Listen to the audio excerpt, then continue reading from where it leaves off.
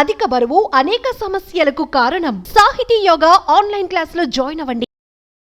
Welcome to Suman TV. నేను మీ నవీన్. ప్రస్తుతం మనతో industrial health physician doctor Deepti garu ఉన్నారు. హాయ్ మ్యామ్, నమస్తే అండి. నమస్తే నవీన్. మ్యామ్, నిజంగా మీరు ఆఫ్ ది రికార్డ్ నాతో చెప్పినప్పుడు షాక్ అయ్యా.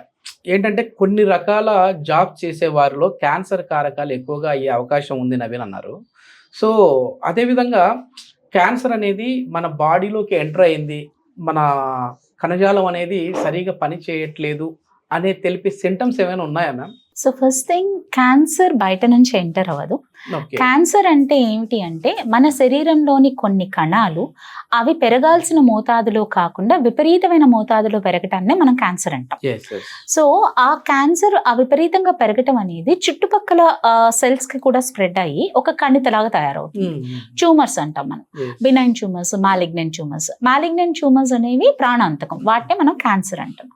బినైన్ ట్యూమర్స్ అనేవి ప్రాణాంతకం కాదు, అవి నిరాపాయంగా ఉంటాయి. కాకపోతే అవి గ్రోత్ అవ్వటం మూలన చుట్టుపక్కల ఆర్గాన్స్ మీద పడి ప్రెషర్ సింటమ్స్ లాంటివి ఏదన్నా వచ్చే అవకాశం ఉంటుంది. కాబట్టి అవి సర్జరీ చేసి రిమూవ్ చేస్తే సరిపోతుంది. అలా కాకుండా మనకి ఈ మాలిగ్నెంట్ ట్యూమర్స్ తో వచ్చిన ప్రాబ్లం ఏంటంటే అవి బ్లడ్ ద్వారా ఇతరత్ర ఆర్గాన్స్ కూడా స్ప్రెడ్ అయ్యి అక్కడ కూడా మళ్ళీ క్యాన్సర్ గ్రోత్ ని ఇనిషియేట్ చేసే అవకాశం ఉంటుంది. సో మెయిన్ గా మనకి క్యాన్సర్ ఎందువల్ల వస్తుంది అనేది ఒక సంశయం ఉంటుంది. జన్యుపరమైన మార్పులు వచ్చినప్పుడు క్యాన్సర్స్ రావడానికి ఎక్కువ అవకాశాలు ఉంటాయి. సో ఈ జన్యుపరమైన మార్పులు ఎలా వస్తాయి? వారసత్వంగా రావచ్చు, హెరిడిటీ అంటాం కదా అలా. లేదు మనం ఉంటున్న ఎన్విరాన్మెంట్ దాని మూలాన రావచ్చు. మనం ఎక్స్పోజ్ అవుతున్న సబ్స్టెన్సెస్, కెమికల్స్ కావచ్చు, ఈవెన్ అల్ట్రావైలెట్ లైట్ కి తీసుకున్నా కూడా మనకి కొన్ని స్కిన్ క్యాన్సర్స్ వస్తాయి అంటున్నారు.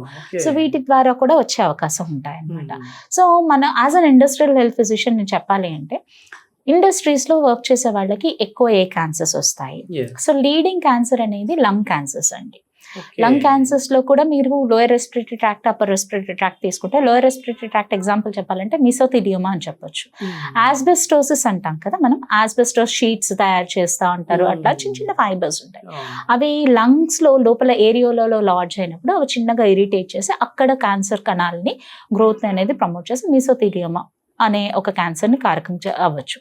సెంటినల్ క్యాన్సర్స్ అంటే అప్పర్ రెస్పిరేటరీ ట్రాక్ట్ అనమాట. సైనసెస్, పారానైసల్ సైనసెస్, ఈ క్యాన్సర్స్ వస్తూ ఉంటాయి. ఇవి కూడా మేజర్ గా మీకు ఎప్పుడు అంటే నికెల్ కాంపౌండ్స్, లేకపోతే వుడ్ డస్ట్, లెదర్ డస్ట్, మీరు అన్నట్టు డస్ట్ పార్టికల్స్ కి ఎక్స్పోజర్ అయినప్పుడు ఇలాంటివి వస్తూ ఉంటాయి.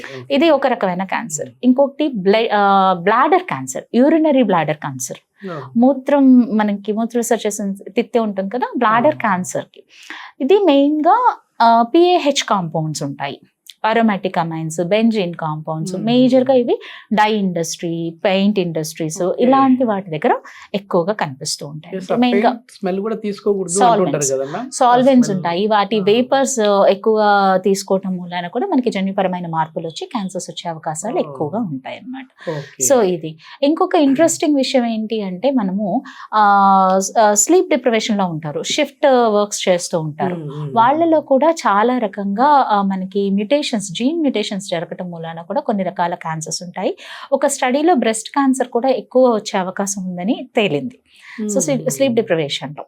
సో ఇలాంటి క్యాన్సర్స్ అన్ని కూడా మనకి వర్క్ ఇండస్ట్రీస్ లో వర్క్ చేసే వాళ్ళకి వస్తూ ఉంటాయి. సో ఇండస్ట్రీస్ లో వర్క్ చేసే వాళ్ళకి అందరికీ క్యాన్సర్స్ వస్తాయా అనేది ఒక క్వశ్చన్. సో అందరికీ రావండి. ప్రతి ఒక్క కెమికల్ కి ఒక మోతాదు ఉంటుంది, లిమిట్ ఉంటుంది.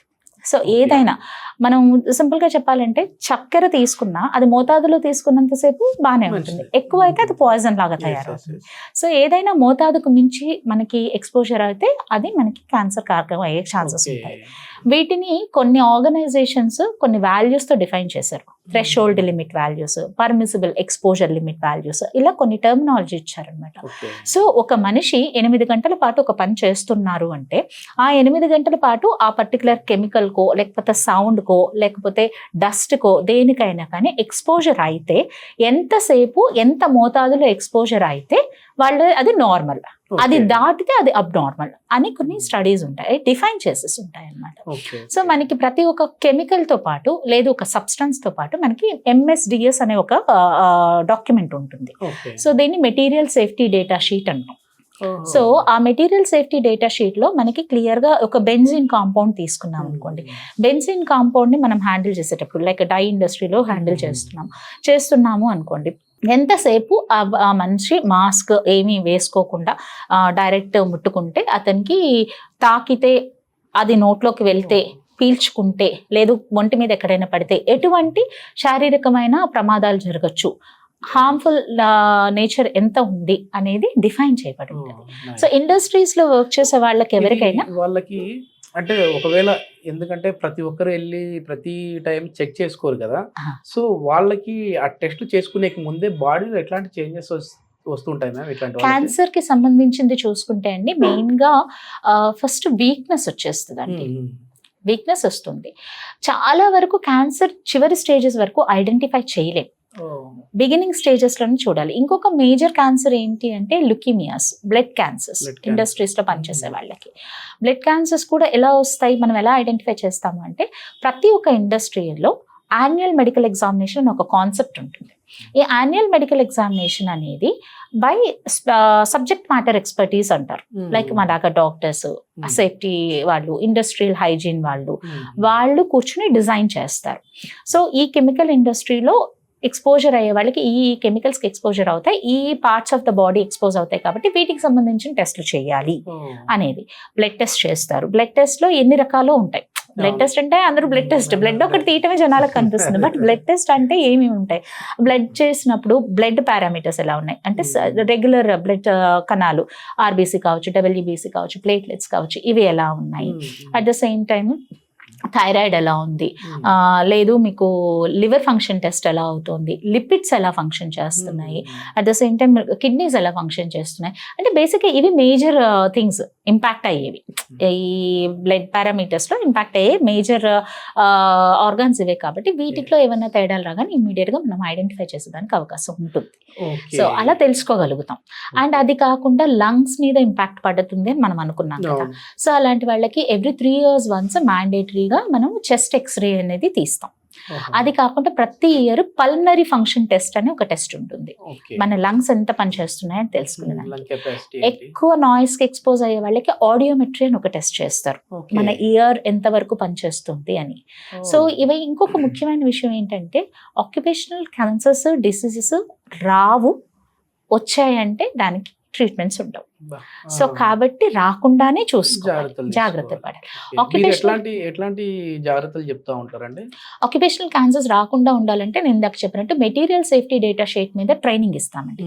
ఇప్పుడు ఒక ఎంప్లాయీ ఒక వర్క్ స్టార్ట్ చేయబోతున్నాడంటే ఆ వర్క్ అంతా ఎలా చేయాలి, దానికి ఇప్పుడు ఒక కెమికల్ ముట్టుకోవాలి, ఒక పౌడర్ అనాలిసిస్ చేయాలి. ఒక ల్యాబ్ టెక్నీషియన్ ఉన్నాడు, ఆ ల్యాబ్ టెక్నీషియన్ పౌడర్ అనాలిసిస్ చేయాలి, 5 grams ముడతాడు. అదే ఒక వర్కర్ ఉంటాడు, అతను 5 kg బస్తా తీసి పెడుతూ ఉంటాడు. ఓపెన్ గా ఉన్న బస్తాని వాళ్ళు సీల్ చేస్తుంటారు. సో 5 grams వానికి 5 kg వాడికి ఒకటే జాబ్ కాదు, వాళ్ళ ఎక్స్పోజర్ లెవెల్స్ మారుతూ ఉంటాయి. సో వీళ్ళకి ఇచ్చే ప్రికాషన్స్ వేరేగా ఉంటాయి, వాళ్ళకి ఇచ్చే ప్రికాషన్స్ వేరేగా ఉంటాయి. ట్రైనింగ్ అంటారు, జాబ్ ట్రైనింగ్ అంటారు అనమాట. సో ఒక జాబ్ స్టార్ట్ చేసే ముందే వాళ్ళకి ఆ స్పెసిఫిక్ జాబ్ ట్రైనింగ్ అనేది చేస్తారు. చేసి దాంతోపాటు every 6 months once, yearly once వాళ్ళకి రిఫ్రెషర్ ట్రైనింగ్స్ పెడతాం. సో వాళ్ళు ఆ జాబ్ కరెక్ట్ గా చేస్తున్నారు. ఇవి కాకుండా షాప్ ఫ్లోర్ రౌండ్స్ కి వెళ్తాం అనమాట, వర్క్ త్రూ సర్వీస్ అని చేస్తాం. అవి చేసేటప్పుడు ఏంటంటే ఆ జాబ్ లో వాళ్ళు కరెక్ట్ గా వాళ్ళకి ఇచ్చిన సేఫ్టీ పరికరాలు వాడుతున్నారా లేదా, మాస్క్ పెట్టుకుంటున్నారా లేదా, చెవిలికి కావాల్సిన పెట్టుకుంటున్నారా లేదా, హుడీ వేసుకుంటారు. ఇప్పుడు థైరాయిడ్ హార్మోన్ కి సంబంధించిన లైక్ అనాలిసిస్ చేసేటప్పుడు, లేకపోతే ప్రాసెసింగ్ చేసేటప్పుడు, మ్యానుఫ్యాక్చరింగ్ ప్రాసెస్ ఫ్లోలో ఏదైనా కొన్ని స్టెప్స్లో ఏమవుతుందంటే పూర్తిగా బాడీ కవర్ అంతా వేసుకొని చేయాల్సి ఉంటుంది. కొన్ని కెమికల్స్ని హ్యాండిల్ చేసేటప్పుడు హుడీస్ ఉంటాయి, ఆ హుడీస్ కింద మాత్రమే చేయాలి, అది హుడీ ఓపెన్ చేసి చేయకూడదు. సో ఓన్లీ హ్యాండ్స్ లోపలికి వెళ్తాయి, గ్లాస్ అంతా సీల్డ్ గా ఉంటుంది, అంటే ఎక్స్పోజర్. ఇప్పుడు మేము అసలు ఇట్లాంటి జాబ్స్ ఏవి కూడా చేయము, కానీ అయినా కూడా క్యాన్సర్ బారిన పడతా ఉన్నామని అనుకుంటా ఉంటారు. అంటే ఈ వీడియో చూసే వాళ్ళలో ఎవరికైనా ఉంటే మరి మేమేమి ఇవన్నీ చేయలేదు కదా, ఆయన ఎందుకు అటాక్ అయింది అనుకుంటా ఉంటారు. సో ఏంటి? సో దీనికి మన లైఫ్ స్టైల్ అనేది మేజర్ రీజన్ అండి. మన లైఫ్ స్టైల్. సో లైఫ్ స్టైల్లో మెయిన్గా మనకి ఏమవుతుంది అంటే మనం తీసుకునే ఆహారం, మనం జీవించే విధానం, అంటే ఫిజికల్ యాక్టివిటీ లేకుండా ఎక్కువగా కన్ఫైన్డ్ స్పేసెస్లో రూమ్స్లో కూర్చొని ఉండటము, లేదు ఎక్కువ సూర్యరశ్మి తగలకుండా ఉండటము, అసలు కంప్లీట్గా నిద్ర ప్యాటర్న్, నైట్ ఎక్కువసేపు 2-2:30 దాకా మేలుకొని పొద్దున్న 10ంటికి లేచి ఏదో చేయటము, ఈ లైఫ్ స్టైల్ అనేది ఏదైతే ఉంటుందో డిఫరెన్సెస్ మెటబాలిజం చేంజ్ అయిపోద్ది, మొత్తం చేంజ్ అయిపోతుంది. డెఫినెట్ గా మీకు biological clock, circadian rhythm change అవుతుంది. తీసుకోవాలి మ్యామ్ మనం హెల్దీగా ఉండాలి అని అంటే, ఇట్లాంటి బారిన పడకుండా ఉండాలంటే? సో అందరూ చెప్పేదే, నేను కొత్తగా చెప్పేది ఏం లేదు. బ్యాలెన్స్డ్ డైట్ అంటారు. బ్యాలెన్స్డ్ డైట్ లో మీకు కావాల్సిన కార్బోహైడ్రేట్ మోతాదు, ప్రోటీన్ మోతాదు, ఫ్యాట్ మోతాదు అనేది ఫిక్స్డ్ గా ఉంటుంది. సో దాన్ని మనకి కావాల్సిన క్యాలరీ రిక్వైర్మెంట్ ని బట్టి మనం దాన్ని ప్లాన్ చేసుకోవాలి, మీల్ ప్లాన్ చేసుకోవాలి. ఆథెంటిక్ ఫుడ్స్ ఎప్పుడు మంచిదే అండి. లైక్ ఇడ్లీ దోశ తింటే ఒళ్ళు వచ్చేస్తుంది అని ఒక రాంగ్ కాన్సెప్ట్ ఉంటుంది. ఇడ్లీ దోశ తింటే ఒళ్ళు రాదు. 2 ఇడ్లీ తినాల్సిన దగ్గర 6 ఇడ్లీ తింటే ఒళ్ళు వస్తుంది. ఒక దోశ తినాల్సిన దగ్గర 4 దోశలు తింటే ప్రాబ్లం వస్తుంది. సో క్వాంటిటీస్ కంట్రోల్ చేసుకోవాలి. ఇంకొకటి అంతకుముందు ఏంటంటే ఫుడ్ అనేది ఒక క్రైసిస్ ఉండేదండి. ఇవాళ రేపు ఫుడ్ దొరక్కపోవటము, అఫోర్డబిలిటీ లేకపోవటం అని లేదు. అందరూ అఫోర్డ్ చేయగలుగుతున్నారు, తినగలుగుతున్నారు, చేస్తున్నారు. సో దానివల్ల ఏమవుతుంది అంటే ఏం తింటున్నాం, ఎంత తింటున్నాం తెలియట్లేదు. సో ఒకప్పుడు ఒబేసిటీ అనేది రిచ్ పీపుల్ ప్రాబ్లం లాగా ఉండేది. ఇవాళ రేపు రిచ్ పూర్ కి సంబంధించిన మన ఎకనామిక్ దీంతో సంబంధం లేకుండా అందరికీ వస్తుంది. ఎందుకంటే సరైన మోతాదులో మనం తినకపోవటం. దీంట్లో మెయిన్ గా ఖచ్చితంగా 1 మీల్ సాలెడ్ ఉండాలి, 1 మీల్ ఫ్రూట్స్ ఉండాలి. అంటే మనము 3 పూట్ల తింటాము అనుకుంటాం. యాక్చువల్ గా మన ఇండియన్ సిస్టమ్ ప్రకారం 2 పూట్లే. సూర్యరశ్మి ఉన్నప్పుడే తినమంటారు. సూర్యుడు మిట్ట మధ్యాహ్నం రాకముందు పొద్దున్నే తినమంటారు. సూర్యాస్తమయం అయ్యేటప్పుడు తినమనేవాళ్ళు. ఒకప్పుడు మధ్యాహ్నం అనే కాన్సెప్ట్ ఒకప్పుడు ఉండేది కాదండి. మధ్యాహ్నం అనే కాన్సెప్ట్ ఓన్లీ ఈ రాజులు, ఈ వేటకెళ్లే వాళ్ళు, హార్డ్ వర్క్ చేసేవాళ్ళు, వాళ్ళకి మాత్రమే ఉండేది. మామూలుగా అయితే ఈవెన్ రైతులు కూడా మధ్యాహ్నం భోజనం చేయరు. పొద్దున్నే సర్ది కట్టుకొని తీసుకొని వెళ్ళిపోయారు. సాయంకాలం కూరలు అన్ని ఉండేవి. పొద్దున మాత్రం చద్దన్నం, ఉల్లిపాయ, పచ్చిమిరపకాయ. This is the concept. ఇప్పుడు పెద్ద పెద్ద ప్రోబయోటిక్ అని నమ్మేస్తున్నారు కదా మనకి. ప్రోబయోటిక్ అని చెప్పి చద్దన్నం పెడుతున్నారు. So there are proven studies కూడా అండి. ముందు రోజు వండిన మజ్జిగ కావచ్చు, అవి ఎందుకు అంటే లో గ్లైసెమిక్ ఇండెక్స్ ఉంటాయి వాటిలో. సో గ్లూకోజ్ లెవెల్స్ అనేవి స్పైక్ అవ్వవు.